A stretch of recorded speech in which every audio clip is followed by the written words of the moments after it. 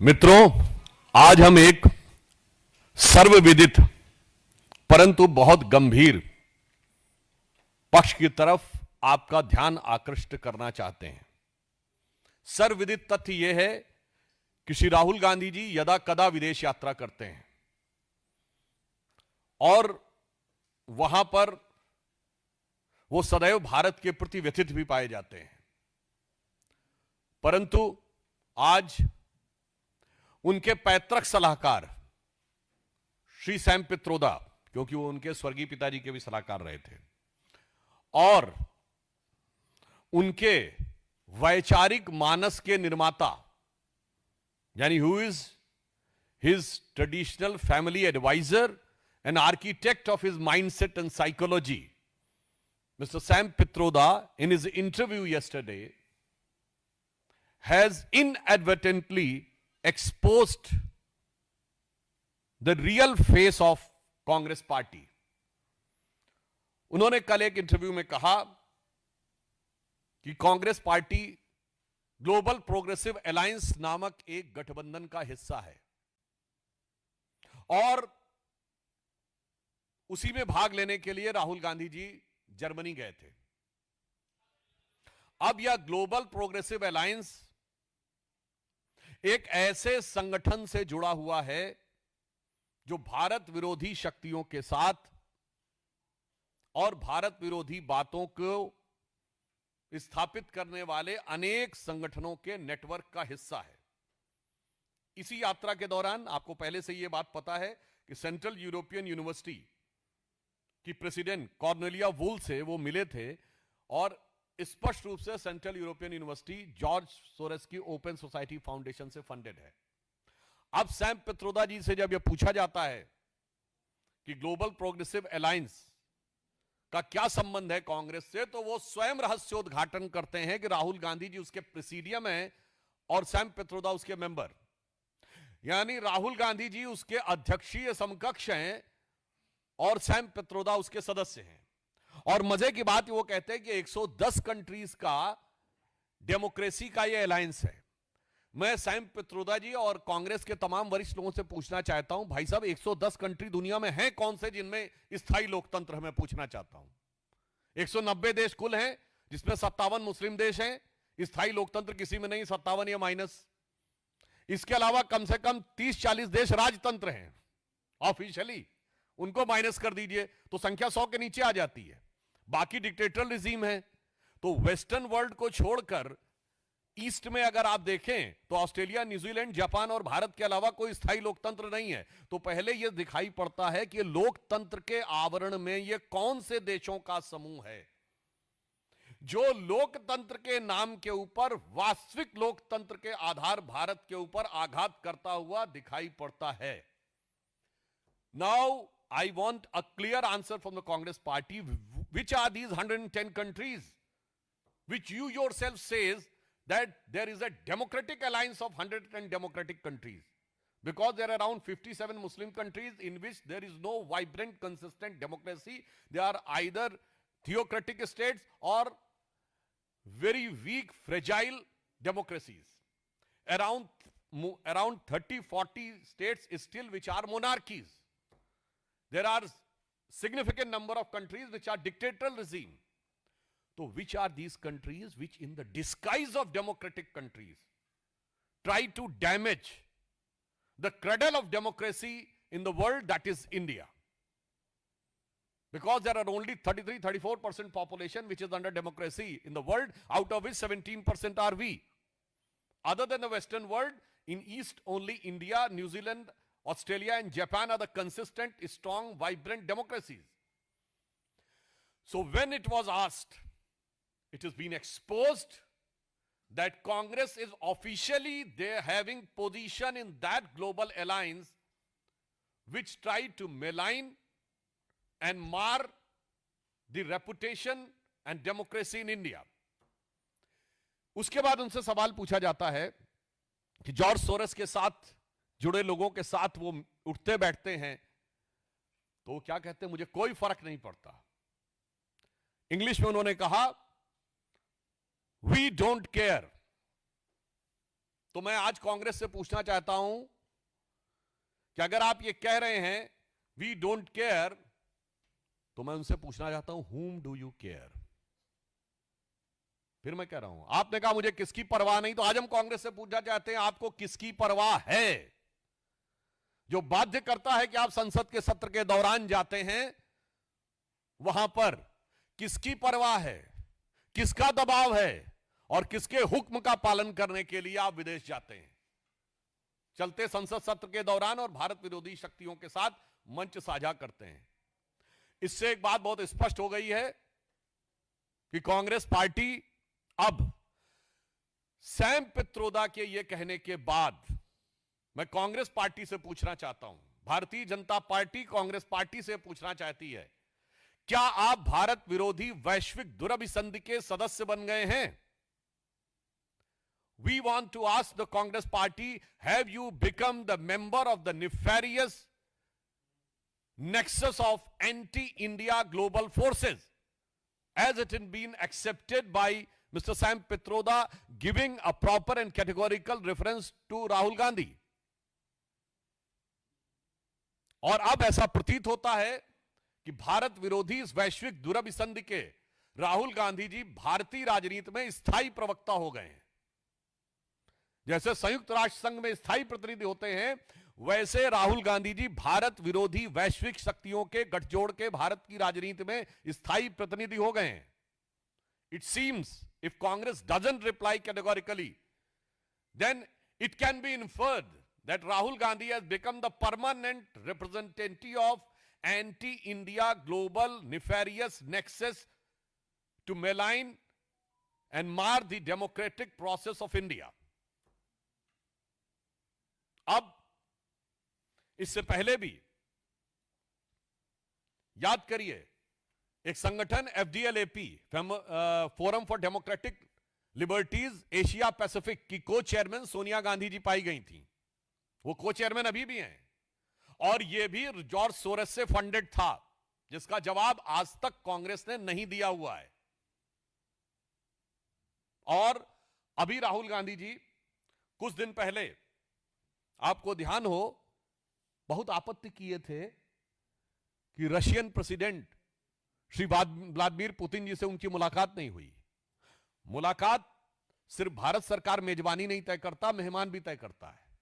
मैं राहुल गांधी से पूछना चाहता हूं कि आप अभी जर्मनी गए थे, तो आपने फ्रेडरिक एबर्ट स्टिफ्टंग नामक जिस संस्थान में जाकर भारत विरोधी बयान दिया, FBS, Friedrich Ebert Stiftung, this is banned in Russia since 2025. The Department of Ministry of Justice in April 2025 of Russia has stopped all the activities of this organization in Germany. अब आप बताइए, आप किसी देश के द्वारा अनलॉफुल और देश विरोधी घोषित किए गए संगठन के फोरम पे जाकर भाषण देंगे, फिर कहेंगे कि वो देश आपको मिलना नहीं चाहता आपसे। इससे यह स्पष्ट हो जाता है। और इससे पहले भी आप लोगों को यदि विस्मृत हो गया हो तो मैं दोबारा स्मरण दिलाना चाहता हूं कि 23 जनवरी 2020 को वर्ल्ड इकोनॉमिक फोरम डावोस में जॉर्ज सोरस ने बाकायदा कहा था कि दुनिया में सिविल सोसाइटी को दोबारा स्थापित करने के लिए और नेशनलिस्ट फोर्सेस को समाप्त करने के लिए $1 बिलियन उन्होंने रखा है। और भारत और प्रधानमंत्री श्री नरेंद्र मोदी जी का नाम उन्होंने सिंगल आउट करके कहा था। यानी अब ये कोई ढकी छुपी बात नहीं है कि on 23rd of January 2020 George Soros in the World Economic Forum in Davos has categorically pledged $1 billion to establish the battle for erosion of civil society and fights nationalist. Again, I am emphasizing, fight nationalist. It means those who are fighting are definitely not nationalist. And then he said that during the speech, he singled out the India, calling the rise of nationalism under Modi government as the biggest and frightening setback. यानी भारत में श्री नरेंद्र मोदी जी के नेतृत्व में राष्ट्रवाद का उदय उनके लिए बहुत गंभीर धक्के के समान है। अब इससे एक बात और स्पष्ट हो गई है कि राहुल गांधी जी को कांग्रेस और कांग्रेस पार्टी के द्वारा सत्ता प्राप्ति की समस्त संभावनाएं समाप्त होती नजर आ रही हैं। इसलिए सिर्फ वो भारत विरोधी विदेशी शक्तियों के आधार पर सत्ता पाने का दिवा स्वप्न देख रहे हैं। क्योंकि अगर वो ये कहते हैं कि उनको चुनाव में वांछित सफलता नहीं मिलती, तो मैं आप सबसे पूछना चाहता हूं, आपने कितनी बार कांग्रेस के कार्यकर्ता सम्मेलन देखे हैं विगत 11 वर्षों में? राहुल गांधी जी को प्रोजेक्ट करने की यात्राएं देखी हैं? हमारी पार्टी में बूथ लेवल वर्कर्स के सम्मेलन जिलों जिलों में होते हैं। कांग्रेस के कितने सम्मेलन आपने देखे? मंडल अध्यक्ष स्तर के कितने सम्मेलन देखे? जिला अध्यक्ष, जिला स्तर के कार्यकर्ताओं के कितने प्रशिक्षण वर्ग देखे? सांसदों का भी प्रशिक्षण वर्ग 2 महीना पहले हुआ था। आप सबने माननीय प्रधानमंत्री जी की फोटो देखी होगी, वो पीछे की रो में बैठे हुए थे और युवा सांसदों को आगे करके उनके भाषण दिए गए, फिर ग्रुप में बात। ऐसा कोई कार्यक्रम देखा कांग्रेस के द्वारा? प्रधानमंत्री मोदी जी के जन्मदिन से महात्मा गांधी जी के जन्मदिन तक सेवा सप्ताह मनाया, भाजपा कार्यकर्ताओं को आपने सेवा करते देखा। कांग्रेस का कोई ऐसा कार्यक्रम देखा? सांसद खेलकूद स्पर्धा भाजपा के और एनडीए के सारे सांसद कर रहे हैं। अब तक 1 करोड़ युवा उसमें सहभागिता कर सके। धरातल पे कांग्रेस के सांसदों को ऐसा कोई काम करते देखा? यानी वो एक ऐसा बल्लेबाज हो गया जो नेट प्रैक्टिस करता नहीं है और मैच में आउट होने पे अंपायर को दोष देता है। और सिर्फ इतना ही नहीं है, नेट प्रैक्टिस नहीं करते हो तो अलग है, आपस में लड़ते खूब है। कांग्रेस जहां जहां सत्ता में है, हम विपक्ष में थे तो हमने मॉडल दिया था। गुजरात का मॉडल था, मध्य प्रदेश की सरकार ने एक मॉडल दिया था। जब यूपी में हमारी क्लियर मेजॉरिटी की सरकार आई 90 के दशक में, वहां हमने एक मॉडल दिया था। मगर कांग्रेस ने क्या मॉडल दिया? आपकी सरकार है, दिखाइए। कर्नाटक में आपको प्रस्तुत करना चाहिए, एक गवर्नेंस का मॉडल है। हिमाचल में गवर्नेंस का मॉडल दिखाइए, तेलंगाना में गवर्नेंस का मॉडल दिखाइए। तो वहां मॉडल क्या रहता है? जहां सत्ता में आते हैं आपस में लड़ते हैं। राजस्थान में गहलोत जी और पायलट जी लड़ते रहे जब तक सत्ता रही। छत्तीसगढ़ में केएस सिंह देव और भूपेश बघेल लड़ते रहे जब तक सत्ता रही।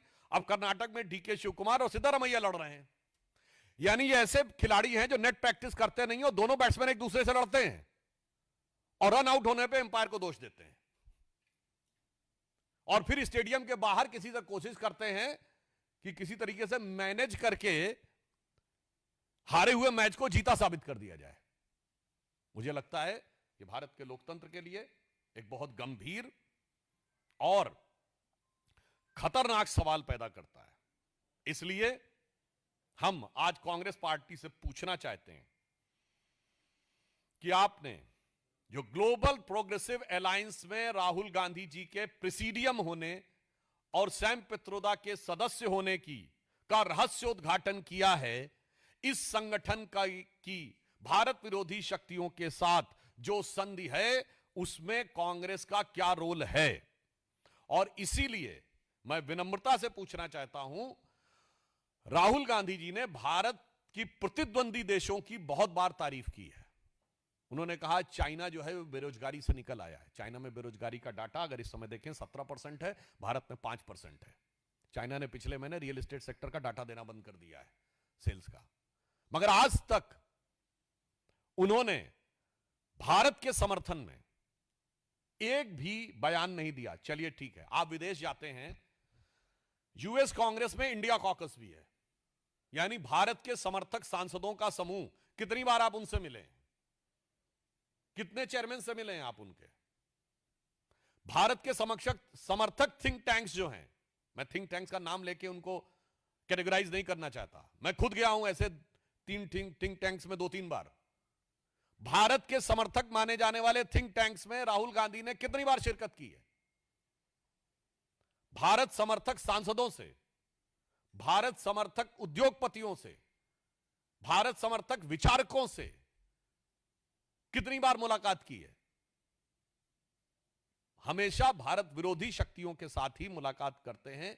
इससे यह समझ में आता है कि इनके मन की जो भावना है वो इस समय कांग्रेस पराजय से कुंठाग्रस्त है, तो वो कुंठाग्रस्त भी है, घुसपैठिया परस्त भी है और वैसे लस्तपस्त है।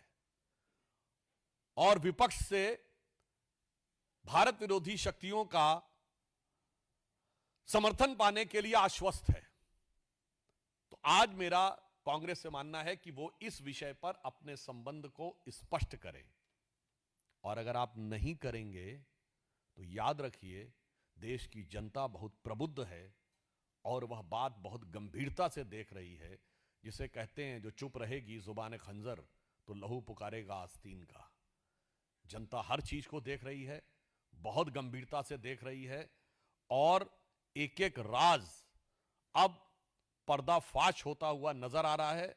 अब देश के सामने कहीं कोई कंफ्यूजन नहीं रह गया है।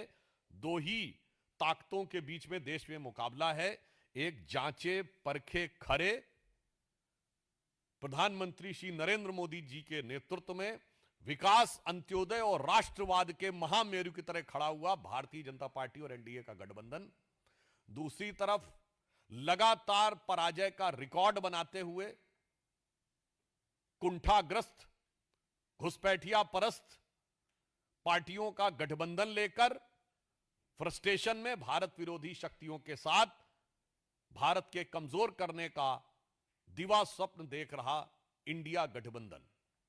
इस विषय में मैं सिर्फ इतना कहना चाहूंगा कि जो लोग ये कहते हैं कि बोलने की स्वतंत्रता और अन्य चीजों के बारे में, आज डिजिटल जमाना है और पिछले 11 वर्षों में आप सब लोग जाके चेक कर लीजिएगा, प्रधानमंत्री श्री नरेंद्र मोदी जी के विरुद्ध आलोचना नहीं, अपमानजनक नहीं, अपशब्द नहीं, भद्दी गालियां नहीं, मौत की कामना करने के बयान देकर भी जलवाए जलाल के साथ लोग राजनीति कर रहे हैं और उसके बाद हमको भाषण दे रहे हैं। मैं पुनः कहना चाहता हूं, खड़गे जी, आपके राज्य में तो स्थिति यह है कि सीएम बदलने की बात आती है और राष्ट्रीय अध्यक्ष होकर आपके मुंह से निकल जाता है कि हाईकमान तय करेगा। तो आप अपने राज्य में तो निर्णय लेने की स्थिति में नहीं हैं, आप लो कमांड हैं, तो हाई कमांड को आप डिक्टेट नहीं कर सकते हैं। तो मुझे लगता है देश को प्रवचन देने से बचने का प्रयास करना चाहिए। आत्मावलोकन करिए, आत्म प्रवंचना नहीं। सेल्फ इंट्रोस्पेक्शन करिए, सेल्फ डिसिप्लिन। देखिए वो बड़ी प्रसिद्ध पिक्चर है जिसमें माननीय अडवाणी जी बैठे हुए हैं और उस समय युवा कार्यकर्ता थे श्री नरेंद्र मोदी जी, वो नीचे बैठे हुए हैं, अडवाणी जी बैठे हुए हैं चेयर के ऊपर। ये भारतीय जनता पार्टी की कार्यशैली का एक प्रतीक है कि धरातल से जुड़ा हुआ व्यक्ति किस प्रकार अपनी प्रतिभा, क्षमता और संगठन के सहयोग से शीर्ष स्तर पर पहुंचकर भारत के सबसे लोकप्रिय और विश्व के सबसे लोकप्रिय नेतृत्व के रूप में उभरने में सफल होता है। तो कहीं ना कहीं दिग्विजय सिंह जी को भी, अब वो बहुत वरिष्ठ हो गए हैं, राजनीति को उन्होंने देखा है, तो इस रूप में जाके हो सकता है उन्हें इस बात का एहसास हो रहा हो, क्योंकि हमारे श्री नरेंद्र मोदी जी गुदड़ी के लाल हैं और उनका नेतृत्व जवाहर के लाल जी से है। तो वो अप साइड डाउन है, इसलिए अपनी पार्टी को अप साइड डाउन लेके आए हैं। हमारे नरेंद्र मोदी जी गुदड़ी के लाल हैं, वो बॉटम से अप उठे हैं, तो पार्टी को भी बॉटम से अप करके ऊपर तक ले जा रहे हैं। मुझे लगता है ये कांग्रेस का अंदरूनी मामला है, उसमें कोई बहुत महत्वपूर्ण बात नहीं है। आपने जो सवाल किया इस पे मुझे एक चीज और ध्यान आ गई। राहुल गांधी जी की समझ पे सवाल दिग्विजय सिंह जी ने नहीं उठाया है। बैरक ओबामा ने अपनी किताब द प्रॉमिस लैंड में चैप्टर नंबर 24 में लिखा है, and I quote, Rahul Gandhi has a nervous uninformed quality about him as if he were a student who's done the coursework and was eager to impress the teacher but deep down lacked either the aptitude or the passion to master the subject। यानी वो एक ऐसे छात्र की तरह हैं जो अपने टीचर को प्रभावित करने की छटपटाहट में बहुत कुछ भाव भंगिमा तो दिखा रहा है, पर वास्तविक ज्ञान और गंभीरता का उसमें अभाव है। अब यहां पर मैं एक और बात कहना चाहता हूं, भाई साहब, यूएस प्रेसिडेंट किसी के बारे में अगर ओपिनियन बनाता है तो ये यूएस में बहुत डाउन द लाइन आर्काइव्स में जाता है। उसके बाद यूएस में उनको बुलाया जा रहा है बड़ी बड़ी यूनिवर्सिटीज के द्वारा यह अपने आप में आश्चर्यजनक नहीं लगता आपको? मतलब ये तो अमेरिकन सिस्टम के लिए मैं पूछना चाहता हूं, उनके लिए एक फूड फॉर थॉट है मेरा, and I want to put for a food for thought for American establishment. If your president has this type of opinion about a person, then how he can be allowed and how he was invited for Ivy League universities to give a objective view, and the view can be considered objective. This questions the objectivity and neutrality of the entire foreign visits of Rahul Gandhi. वैचारिक रूप से विरोधी party नहीं है, वो विचारहीन party है, क्योंकि विचारधारा आधारित भारत की राजनीति में दो ही दल हैं, भारतीय जनता पार्टी और कम्युनिस्ट पार्टी. कांग्रेस नेता आधारित दल है. Congress is fundamentally a leader based power oriented party. We are cadre based ideology oriented party. तो विचारधारा वाली पार्टी हम हैं, और उनकी विचारधारा इस समय एक है, जैसे पानी के बगैर मछली छटपटाती है, वैसे सत्ता के बगैर कांग्रेस छटपटा रही है. और यह बात मैं ऐसे ही नहीं बोल रहा हूं. 2014 में उनको लगा था कि तुक्का लग गया, 19 में तो हम आ जाएंगे. आपने देखा होगा 19 के बाद छटपटाहट बढ़ी है.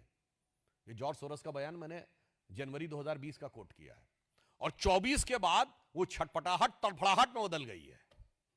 तो उनकी विचारधारा सत्ता है, हमारी विचारधारा राष्ट्र की महत्ता है, कर चुकी है. और भारतीय जनता पार्टी सभी वर्गों का सम्मान, सबका स्थान और सबके उत्थान के विचार के ऊपर आधारित होकर चलती है. और जो पार्टियां जातियों का नाम लेकर जातियों को अपमानित करने के भाव से राजनीति करती हैं, याद करिए बिहार में लालू प्रसाद यादव जी का फेमस डायलॉग होता था, भूरा बाल साफ कर रहा हूं, तो 4 जातियों का नाम था. गुजरात में माधव सिंह सोलंकी, खाम, KHAM 4 जातियां. हरियाणा में अजगर 4 जातियां. कर्नाटक में अहिंदा 4 जातियां. तो जातियों के आधार पर समाज के टुकड़े करके राजनीति करने के ख्वाब देखने वालों को जरा बिहार से देखना चाहिए.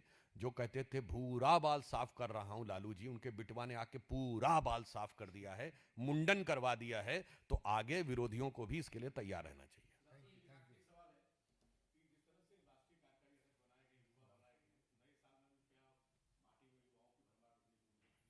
ये हमारे केंद्रीय नेतृत्व का प्रोरोगेटिव है, और आपको देखने को मिलेगा जैसे समय समय पे एक से एक प्रभावी नेतृत्व भारतीय जनता पार्टी से मिलना. और वैसे एक मैं आपको बात बता दूं, मैं आप सबके लिए कहता हूं, पार्टियों में अंतर क्या होता है. आज हमारे कार्यकारी राष्ट्रीय अध्यक्ष श्री नितिन नवीन जी बने हैं. आप में से किसी को इस विषय की जानकारी नहीं होगी बनने से पहले. जब श्री नड्डा जी बने थे 2-3 साल पहले, किसी को क्या जानकारी थी? क्या श्री अमित शाह जी बने उससे 2-3 साल पहले किसी को जानकारी थी? श्री नितिन गडकरी जी बने उससे पहले कोई 2-3 साल पहले किसी को जानकारी थी? श्री राजनाथ सिंह जी दिसंबर 2005 में बने, 2-3 साल पहले किसी की जानकारी थी? ये होता है कार्यकर्ता आधारित व्यवस्था. और आज मैं आपसे पूछूं, जब अमृत काल समाप्त होगा 2047 में भाजपा का राष्ट्रीय अध्यक्ष कौन होगा? कोई नहीं बता सकता आप में से, मगर कांग्रेस में बता सकता है कि अगर पार्टी रही तो राष्ट्रीय अध्यक्ष या वास्तविक राष्ट्रीय अध्यक्ष, यानी राष्ट्रीय अध्यक्ष या हाई कमांड, जिसके हाथ में कमान होगी, वो इसी परिवार से होगा. सपा राजद में यदि पार्टी रही तो कमान इन्हीं के हाथ में होगा, और जितने भी क्षेत्रीय दल हैं उनमें कमान इसी के हाथ में होगा. इसीलिए मैंने कहा ये leader based power oriented parties का पैटर्न है, हमारा कार्डर बेस्ड आइडियोलॉजी ओरिएंटेड पार्टी का पैटर्न है. Ministers officially has used this type of dastardly statement that eradication of Sanatan Dharma was a well thought of conference. And they have audacity to say that they want to have a communal harmony in the country. And moreover that, the next day, Hindu Dharma is a virus. It is a corona. And they want to create hatred among the states. What type of dastardly statement was given by DMK minister about the Bihar people? We do not consider any work as low or mean. What he has said कि बिहार वाले लोग यहां पर toilet साफ करने के लिए आते हैं. And not only this, you remember in 2023, when BJP won Rajasthan, Madhya Pradesh and Chhattisgarh, there was a statement by DMK minister कि BJP सिर्फ गोमूत्र के राज्यों में जीत सकती है. So I would like to convey it through you to Mr. Stalin that you want to create a disharmony among states by using the word कि BJP गोमूत्र के राज्यों में जीत सकती है. We have expanded down the south and others. That's altogether different. But one thing, मैं DMK से कहना चाहूंगा, there is a antifungal, antibacterial, medicinal patent for gomutra in US, and the patent number is 6410059. Kindly convey it to Stalinji and his ministers that you are saying that the BJP can only win in the gomutra states, and there is a US patent for antibacterial, antifungal, medicinal properties for gomutra, that is 6410059. So you have to clean your Macaulay Marxist mindset or the Stalin's legacy through gomutra, then you will be able to have an organic, natural mindset to witness the